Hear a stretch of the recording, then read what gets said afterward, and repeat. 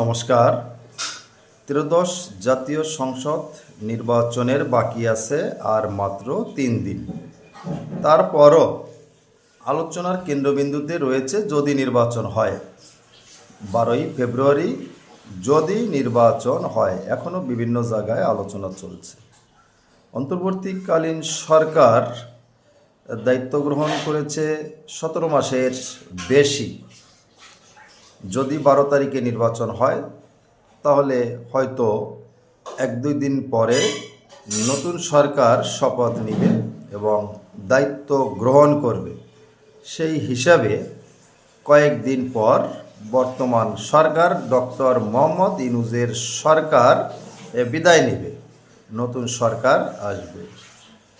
বাংলাদেশের জনগণের জন্য, বাঙালি জাতির জন্য, দেশের জন্য, দেশের উন্নয়নের জন্য, সমৃদ্ধির জন্য, নিরাপত্তার জন্য কি করে গেলেন বর্তমান সরকার। দীর্ঘ 17 মাসেরও বেশি ধরে ক্ষমতায় রয়েছে। আপনাদের কাছে জানতে চাই, আপনাদের মতামত কমেন্ট বক্সে উল্লেখ করবেন বলে আশা রাখছি।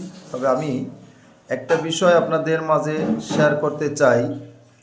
অন্তর্বর্তীকালীন সরকারের এই দীর্ঘ সময় শাসন বা দায়িত্ব গ্রহণের ভিতর দিয়ে একটা জিনিস বাংলাদেশে পরিলক্ষিত হয়েছে বিশেষভাবে, যা হয়তো কখনো মানুষ বা দেশের জনগণ ভুলবে না।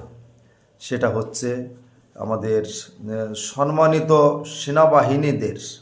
সেনাবাহিনীদের প্রতি যেভাবে গালিগালাজ, কথাবার্তা, ক্যান্টনমেন্ট উড়িয়ে দিব, গুড়িয়ে দিব, বা সেনাবাহিনী দেশকে ধ্বংস করছে, একদম যে কথাবার্তাগুলো সারা বাংলাদেশে ব্যাপকভাবে প্রচারিত হয়েছে বা প্রচার হয়েছে। অন্য গালিগালাজ এই সরকারের সময় সবচেয়ে বেশি হয়েছে টিনির ছেলে কাউয়া, তারেক জিয়া ড্যাশ ড্যাশ। কয়েকদিন আগে আপনারা দেখলেন পুলিশের সামনে আন্দোলনরত এক নেতা শাহবাগ বসে পুলিশের সামনে বলছে পুলিশকে থাপড়াইয়ে দাঁত ভেঙে দেব। আবার তারা মিছিল দিচ্ছে 1, 2, 3, 4 পুলিশের ড্যাশমার। সব কিছু মিলে ভালো মন্দ কাজ অবশ্যই থাকবে, কাজ করলে ভালো থাকবে, মন্দ থাকবে, কিন্তু কিছু বিষয় মানুষ ভোলে না। অন্তর্বর্তীকালীন সরকারের সময় গালিগালাজ, বকাবকি এবং মিছিলের যে নতুন স্লোগান, এগুলো মনে হয় ভুলবে না। আপনারা আপনাদের মন্তব্য উল্লেখ করবেন। আজকে পর্যন্ত সবাই ভালো থাকবেন। নমস্কার।